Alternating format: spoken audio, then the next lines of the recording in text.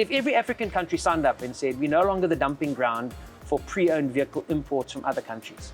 If we were to do that, the market would not be 1 million, it would immediately be 3 million. There's 2 million vehicles we are leaving on the So it's 2 million second-hand vehicles coming to Africa? Yes. Wow.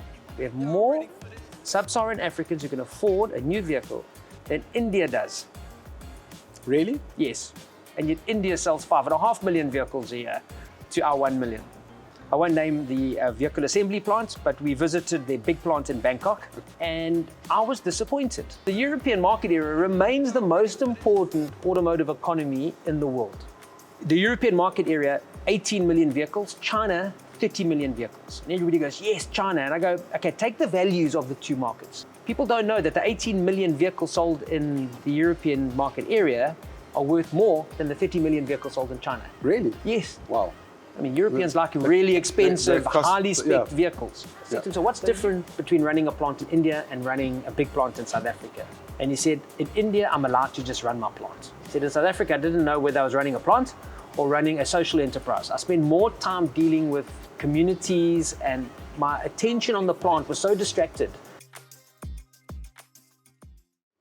And yeah, I'm really grateful that you hosted us today, because we had, I think we had 18 different countries represented from the African Continental Free Trade Area Secretariat. So these are the country representatives who are negotiating the African Free Trade Agreement for autos.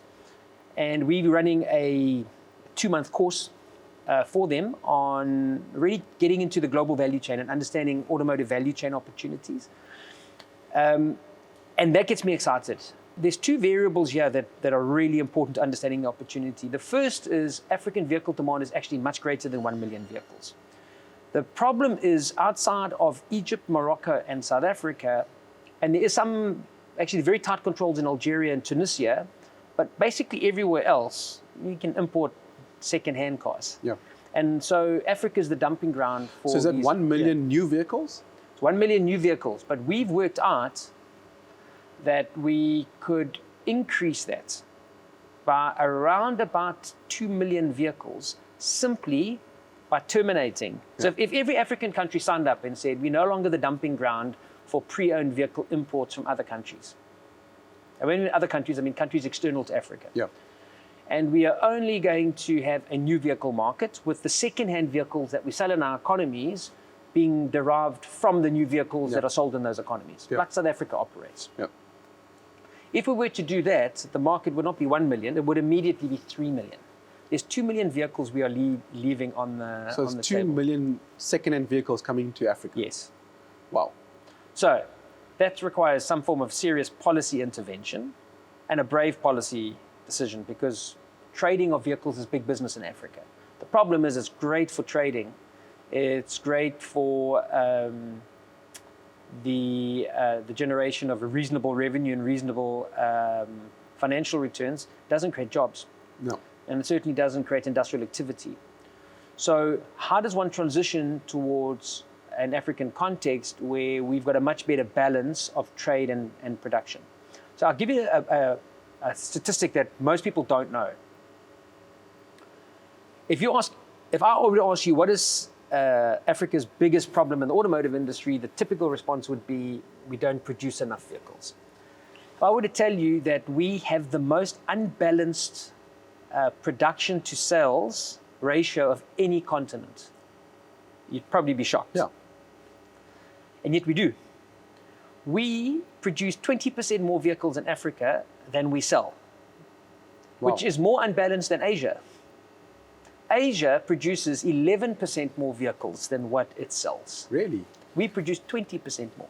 Between just South Africa and Morocco, we produce more vehicles substantially than the whole of Africa consumes. So Africa has a consumption problem. It doesn't have a production problem. If we want the continent to be a serious part of the global jigsaw puzzle for automotive, we've got to increase consumption. And yet the consumption does exist. Yep.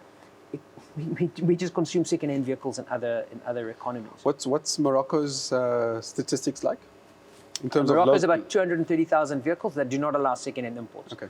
So they're very similar to us. So is Egypt. Egypt doesn't. They're much smaller markets, but still, I think around 100,000 vehicles. but no second-hand. And how many vehicles do imports now. Morocco make? Morocco makes around about 500,000. So it's more imbalanced than us, actually. Yes, much more. Morocco is an extension of the European production system. Yeah. Remember, the port of Tangiers and the port of Cadiz are 30 kilometers apart. So for them, the Mediterranean literally is a lake. Yeah, you can see a it. big lake. You can see it on the other side. So that's the reason why it's quite unbalanced. They've got a very productive capacity in small vehicles. Okay. Which has created the imbalance. We produce a lot more as well. We produce 600,000 vehicles and we only sell 500,000 in the domestic market, or we did. When I last looked at the stats for I think it was last year, 2023 data. So the African opportunity is real, but there's a second variable, right? So the first variable is this opportunity around getting rid of the second-hand imports. But there's another variable, and that is many African economies are going through a structural change to their economy. So I've been doing a lot of work in Côte d'Ivoire, and I find it fascinating. So South Africa has 10.5 million adults who can afford a motor car. Côte d'Ivoire, 6 years ago, had 1 million adults that could afford a motor car. Oh, really? So less than 1/10 South Africa. By 2035, at their rate of growth, and Côte d'Ivoire is one of the fastest growing economies in the world, if Côte d'Ivoire can maintain that growth, and they've done it now for 8 years, this sort of 6%, 7% growth per year, they can maintain that economic growth because it's not in social welfare grants. Yeah. It's actually in the growth of productive activities, it's growth of corporate activities. We're seeing more and more people, adults, move from lower income salaries into higher income salaries. So the growth of their $10,000 adult, the person that can afford a motor car, by 2035 will climb to 3 million adults. Wow. Now this transition is happening in a number of African economies. The problem in Africa is we don't get excited because there's so many countries, so we don't always see the big numbers in the individual countries. But many other African economies are going through the same transition. So is Benin. But they're going from 300,000 people that can afford a motor car to 1 million adults that can afford a motor car. These are huge jumps. So these are countries that are going to go from markets of, in Côte d'Ivoire's case, last year their market was 28,000 vehicles, new vehicles, and they still allow second-hand imports. So actually if they controlled that better, they would be at, say, 45,000 vehicles. By 2035, they could easily be at 150,000 vehicles, new vehicle demand. And you start adding those together, and you start ending up with a serious market. That's where we get to the 6 million, because you've got the accumulation of all of these market forces coming together. The challenge we've got in South Africa is how do we make sure that our productive capacity, so our firms who are heavily invested here, are part of the repositioning of this African automotive space. Because the one thing we cannot do is repeat what the colonists did in the past, right? If we just want to sell our product into Africa, why would they treat us any differently to how they feel about everybody else just dumping products into their market and not giving the opportunity for their countries to develop? So we have to come up with a different type of partnership model. We cannot simply go and sell our products in Africa. We've got to find a way of building regional value chains so that we become partners in their industrial development to our benefits, but also to theirs. There's got to be a mutual level of benefits. And that's one of the things we're discussing in terms of the African continental free trade areas. How do we create an African-centric growth dynamic? We need multinational technology. The multinationals are going to dominate. We accept that, and we support that. But how do we create a production dynamic that ensures that more value is captured within the continental area? And most importantly, how do we create a trading dynamic amongst ourselves that can be sustained and that is mutually beneficial for the different countries? So do we do SKD kits? So we do the kits here, we send them to other countries. They master SKD. Once they've done that for 4 years, 8 years, however long it takes for them to transition to CKD, then they do a CKD model. Then instead of us buying the full import from another economy, why don't we buy it from one of our neighbors? And we do mutual trade, which allows the sort of the automotive industry to become much more regionally located. That's the sort of the opportunity. And if the volumes increase in alignment with the potential of the continent, there's no reason why that couldn't be achieved. In which case, the South African automotive industry goes from being this marginal part of the global value chain, and with our lack of growth, more marginal, to a potential important building block of the next major growth opportunity in the global auto industry. So that's why I'm positive about African opportunities. I don't think it's going to be easy. There's a lot of policy work that's required to align the policy framework within the continent. But I see it as a huge opportunity for South Africa, and I see it as a huge opportunity for our African counterparts. I think obviously the low-hanging fruit, but probably the hardest thing is to stop the imports. Yes. Is there anyone considering that's going to change? Yes. So I'm really hopeful Côte d'Ivoire is the country that takes that first step. Okay. And announces the full termination. So they've already started. They have a 5-year age cap on passenger vehicles coming into their economy. The intention is to tighten that, throttle it slowly, and then by 2035 completely eliminate all second-hand vehicle imports into the country, and then operate and modernize the vehicle fleet that way. So yes, we're looking for those first sort of big success stories. Unfortunately, it's not possible to grow a new vehicle market at the same time as one allows the importing of second-hand cars. Yep. And people think it's a substitution issue. It's actually much more complicated than that. It's that any modern automotive market operates on the basis of asset-based financing. So the challenge we have in Africa is 20% of vehicles are bought by private individuals, and 80% of new vehicles are bought by private individuals, and 80% are purchased by corporates. Oh, really? And government. Wow. Because private individuals buy second-hand imports. In the rest of the world, so in the developed world, well, I shouldn't say the rest of the world, but in the developed world, 80% of all vehicle sales are derived from private individuals, and only 20% come from corporates and government. South Africa is exactly the same, by the way. We have 80% of all of our vehicles are sold to private individuals, and 20% go to corporates and government. So the challenge is, if you allow second-hand vehicle imports, what is the asset value of the new vehicle? So any bank that is providing asset-based finance can take the actuarial scientists and they can work out what the depreciation value of that asset is over time, and they can factor in the risk profile of the person. And of course, they own that asset, or they can at least recover the asset on an asset-based finance model. They are able to essentially manage their risk. Yeah.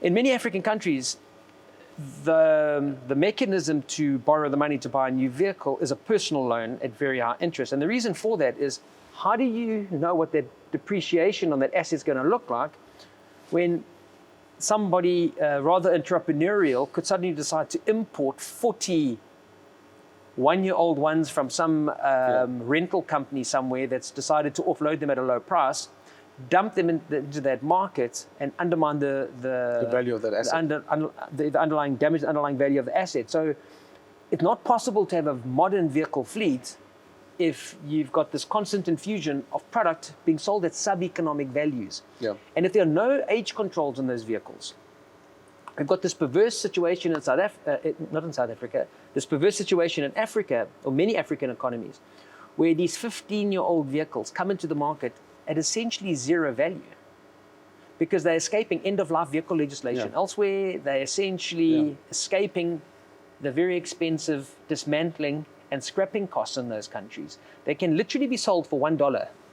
And then you just pick up all the logistics costs of getting them into the economy. Wow. And if you drive those things around, they're going to cost somebody $500 to buy. You're going to drive the thing around for a month or two, and then they're going to scrap it. Yeah. Those types of vehicles have the underlying value is not associated with the actual utility value of the vehicle. No. The underlying value is based on its escaping a end-of-life vehicle cost somewhere else. Yeah. that just completely damages the whole rationale or pricing architecture of a market.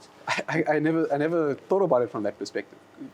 So you think about it in South Africa, we know the second-hand market is determined by pricing in the new vehicle market. Yeah. So there's a dynamic relationship, and us as the consumer, individuals, we will decide: do we want to buy a 1-year-old, 3-year-old, 5-year-old, or do we want to buy a new vehicle? Yeah. And it's a decision that will be made roughly in relationship to one another in terms of the specifications and durability of the vehicle. The problem with the second-hand vehicle imports is they break that whole link. Yeah.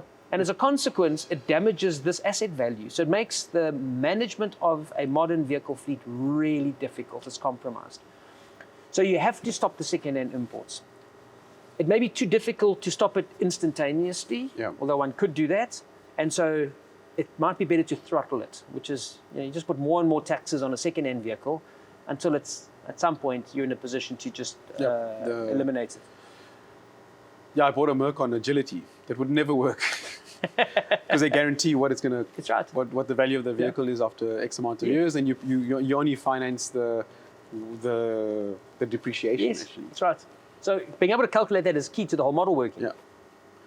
Didn't realize that. That's obviously second-hand vehicles completely destroys it. Like you say, somebody will just import 50, 10-year-old things. And by the way, Yanesh, that's why in South Africa we don't have a huge amount of headroom unless we get our population working, literally growing employment, unless we can industrialize the economy and so reverse the decline in our industrial capacity.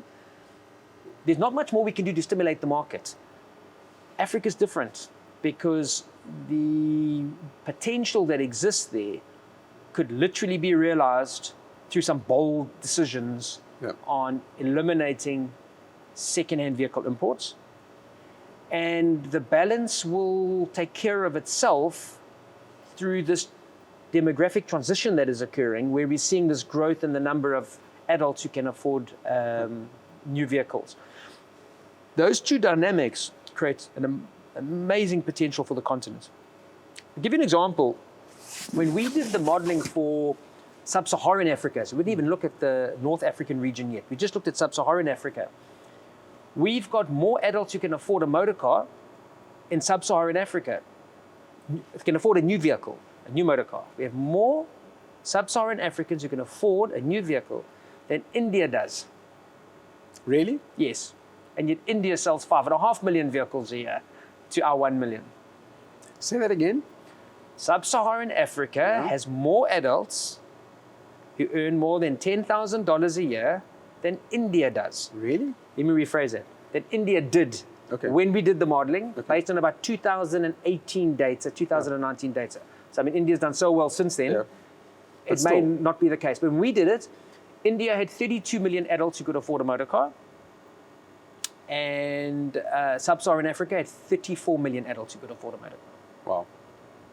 Now there's infrastructure constraints. There's a whole lot of reasons why it wouldn't align naturally. But my point is there's demand on the continent. That's interesting. Well, I've obviously been working really closely with many of my African colleagues.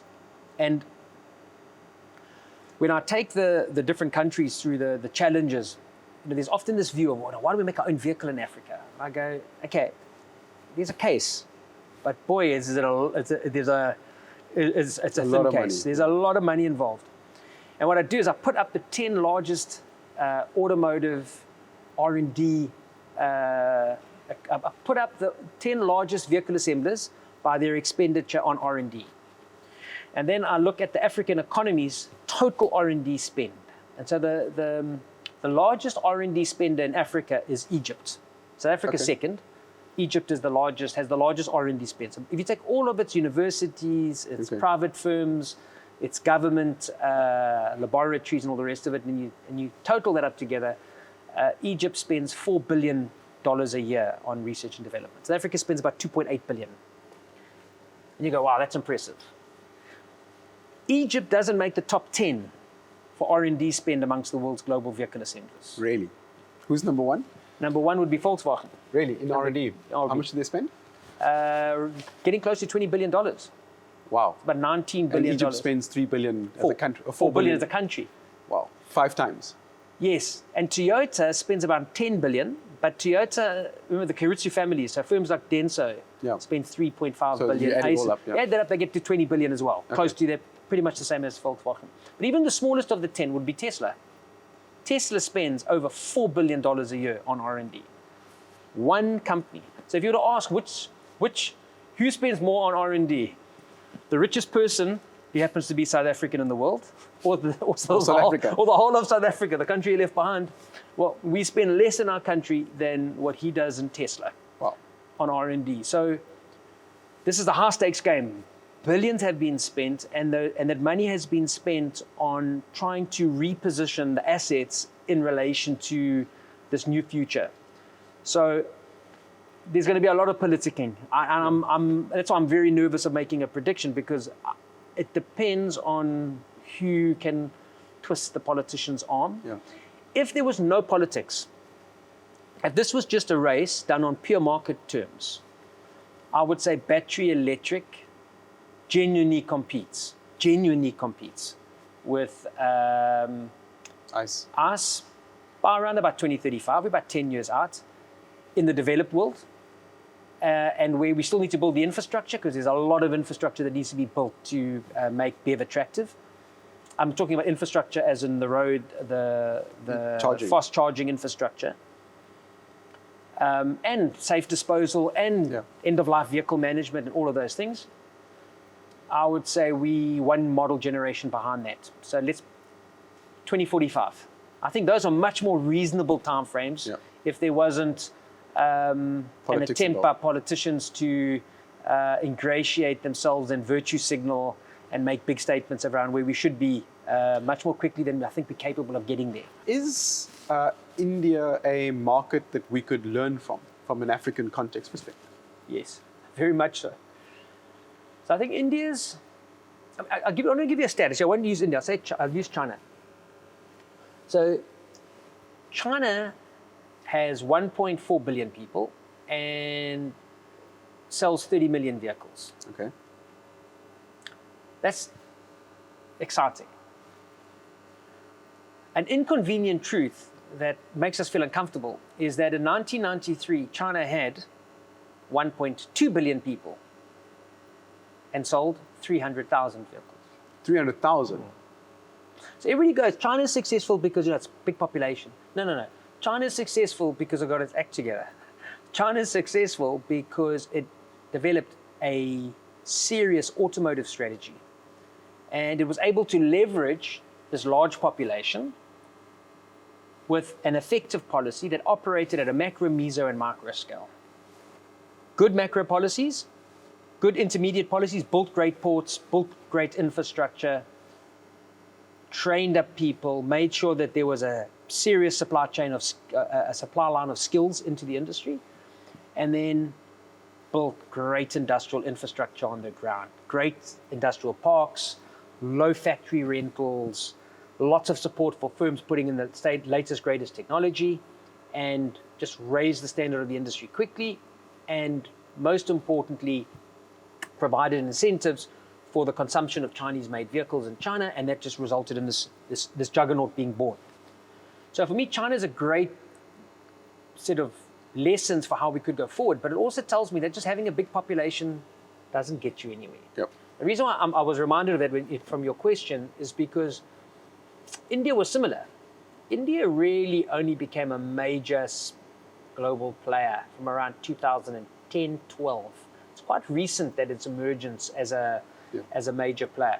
So India at the moment is the number one importer into South Africa, even more than China, because of course many of the established brands in South Africa, like Toyota and Suzuki and Hyundai, are bringing in Indian-based product for their South African sales, especially at the bottom of the market. So yes, can we learn from India? So India's got some really interesting. So first of all, India's got incredibly high levels of protection on their domestic market. They don't allow the importing of second-hand cars either. They've done a lot of work on fixing infrastructure in the areas where the automotive industry operates, places like Chennai. But where the Indians have been really effective is that they've got a very generous support mechanism for small cars. So India's specialized. India has become the engine room for a particular size of vehicle. It's the size of vehicle that gets consumed in large volumes in India, and it's the type of vehicle that is high volume demand as an entry opening price point product in many other markets.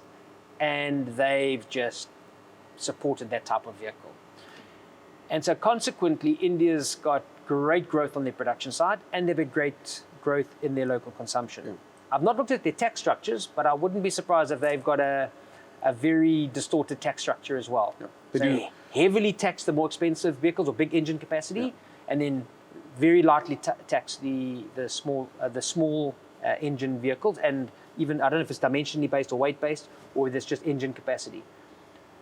See, there's a problem with South Africa. We have no distinction on any of these things in South Africa. There's none. A car's a car. Car's a car. We don't create any distinctions. Thailand built their industry by heavily taxing passenger vehicles and having hardly any taxes on pickups. Yeah. Apparently, they're the second largest producer of pickups in the world. Yes. Second to America. Yes. And what they also did is they created their own categories. So they went on the HS code. They even created 6 and 8 digit codes, their own ones. And they created special categories for things like the Fortuner, the MUX. MUX. So what they did is they created a concentration of excellence in a particular product. That's how I look at South Africa and I go, why don't we become the center of excellence for pickups for Africa? Yeah. And then choose a commodity or two of vehicles. But we have to create a distinction on the tax structure to make it attractive for consumption to be in one area. But we don't. Matter of fact, we've closed almost every loophole that exists. If you buy a double cab, you can't get your VAT back. All these things that have been done to try and stop the perks that encourage the consumption of certain types of vehicles, which unfortunately means that we sell a smorgasbord of everything in the economy. Other economies have been very precise in aligning supply and demand. So, can we learn from India? Absolutely. I'll give you another. So one of the CEOs, I won't mention the company, but went from running the plant in South Africa to running the plant in India.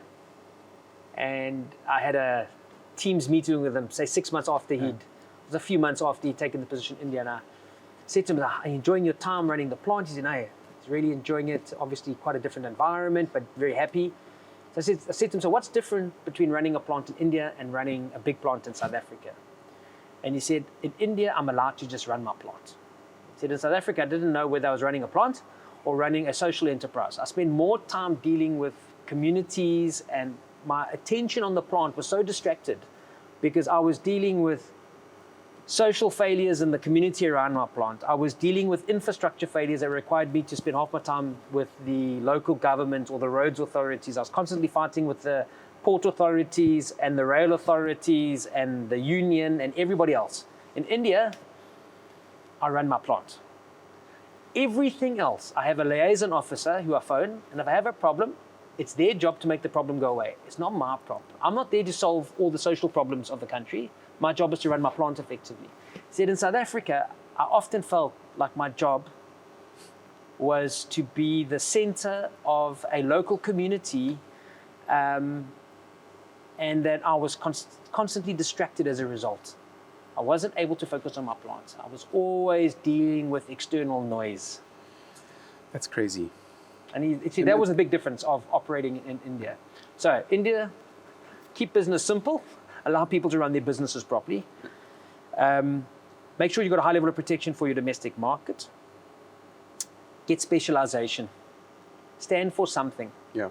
Thailand, light commercial vehicles. Small cars for India. Turkey, panel vans. All the little panel vans around Europe, made in Turkey. Points of difference. It's not the only product they make. They obviously make a lot more than that. But what is the sort of area of sort of global substance that you create? Yeah.